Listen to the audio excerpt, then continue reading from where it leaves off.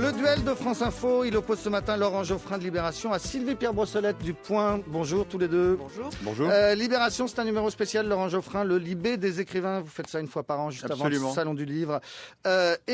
Sylvie Pierre Brossolette, à la une du Point, votre journal, la tragédie de Sarkozy, histoire d'un désamour. Vous y allez fort il est vraiment en train de vivre une tragédie, Nicolas Sarkozy ? Bon, c'est une tragédie dont la fin n'est pas écrite. On lui laisse encore 2 ans pour se reprendre. Mais c'est vrai que à mi-mandat, il est dans une situation extrêmement difficile.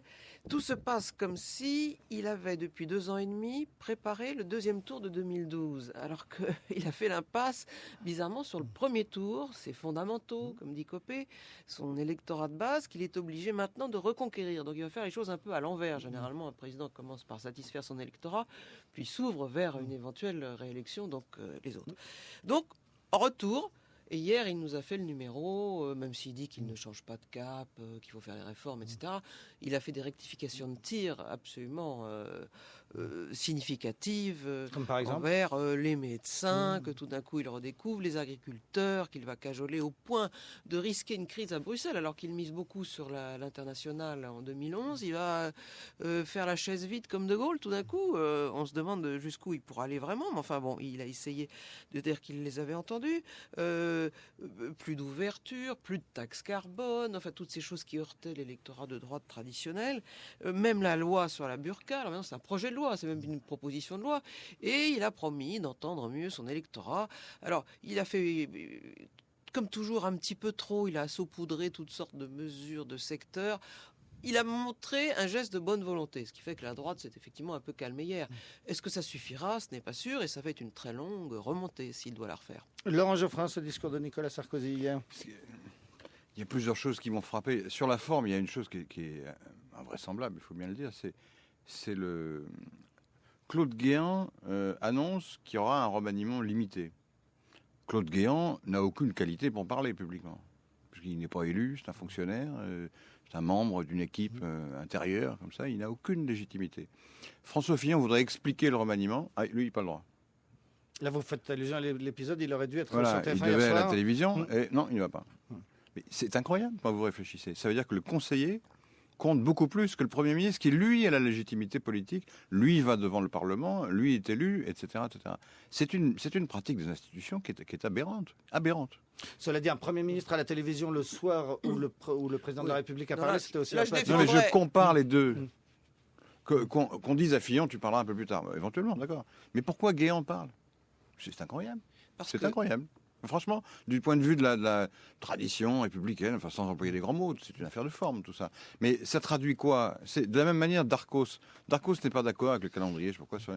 Il est en désaccord avec qui ? Avec Soubi. Alors qui est Soubi ? C'est un homme très respectable, hein, mais c'est un conseiller.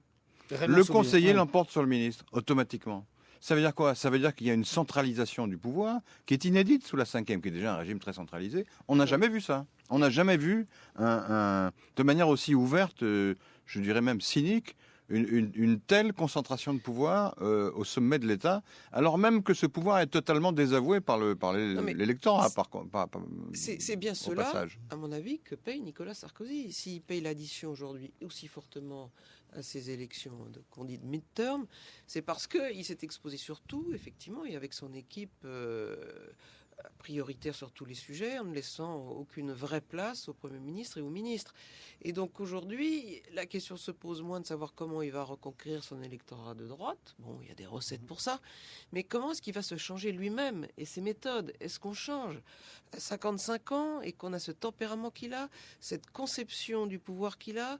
Est-ce qu'il va pouvoir tout d'un coup dire non, je prends de la hauteur, je laisse gouverner mes ministres, je les laisse exister, je laisse Fillon, qui est 10 fois plus populaire que moi, exister ? Je crois qu'il aura beaucoup de mal à corriger ces défauts-là que les Français lui reprochent. Il est absolument boulimique de pouvoir. Il ne peut lâcher un gramme de quoi que ce soit, même si finalement ça l'amène à faire des petites erreurs ou des grosses erreurs, parce que son cabinet, qui est totalement dépendant de lui, ne lui dit plus rien.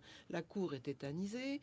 Quelques ministres, s'ils avaient du poids, pourraient lui dire ne faites pas ci, ne faites pas ça, on pourrait faire les choses autrement, ou avoir une espèce d'autonomie de parole qui diversifie un petit peu la source du message. Non, là, c'est message unique. On l'a vu d'ailleurs les 2 soirées électorales. Il y avait le même message, tout le monde répétait comme des perroquets. Les Français sont pris pour des idiots et ils en veulent au président de ça. Laurent Geoffrin.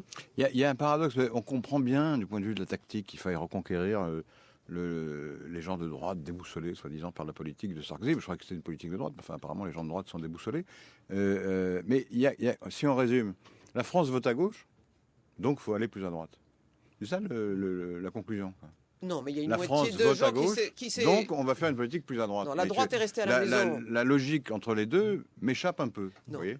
Non, honnêtement, Laurent. J'ai bien compris qu'il y a des abstentionnistes, mais il faudrait quand même. Vous croyez que 80% ou 90% des gens qui sont abstenus, c'est des militants UMP? Moi, je ne crois pas du tout. C'est des gens qui trouvent qu'il n'y a pas de résultat à la politique ou qu'elle est mauvaise.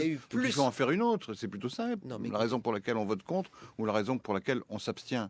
Oui, qu'un président de droite veuille se faire réélire en priorité par ses propres troupes, ça semble logique, et qu'il ait constaté. Mais est-ce qu'il n'y a pas un effet qu'il ait constaté que l'abstention était beaucoup plus forte dans son électorat que dans celui de la gauche, c'est scientifiquement prouvé. C'est ce que disent les députés. Il leur arrive de se tromper. Vous regardez les 2 cartes de France où il y a les plus fortes abstentions et le plus fort score des électeurs de Sarkozy en 2007, ça se surimpose complètement. Donc il se dit, il faut d'abord que je remobilise les miens avant d'aller chercher ceux de gauche. Oui, mais je voudrais quand même remarquer, sans être désagréable, que c'est ce qu'on fait depuis 3 mois. La droite fait ça depuis 3 mois, de faire des thèmes, agiter des thèmes de droite. L'identité nationale, la sécurité, non, mais il y avait l'écologie, l'ouverture, ils ont pas arrêté de nommer des gens. Alors l'écologie, non mais on disait qu'il y avait une écologie de droite. Il n'y en a plus. Mais il n'y en a pas, il n'y en a plus du tout. L'écologie n'est pas de droite. L'écologie, ce sera un autre débat qu'on n'a pas le temps d'avoir ce matin. Merci beaucoup à tous les deux. Laurent Geoffrin de Libération, donc, qui publie ce matin son Libé des écrivains, par exemple, le discours de Sarkozy. C'est très bien. Il y a l'interview de Joanneau, par exemple, il y a beaucoup de choses, mais l'interview de Joanneau, je vous la recommande. Par Olivier Frébourg. Elle est très drôle. Marc Fauvel confirme de la tête. Et à la une du Point, donc, la tragédie de Sarkozy, histoire d'un désamour. Pourra-t-il se représenter en 2012 ? 2 ans pour se refaire. Tout cela à la une du journal de Sylvie Pierre Brossolette. Il est 9h sur France Info.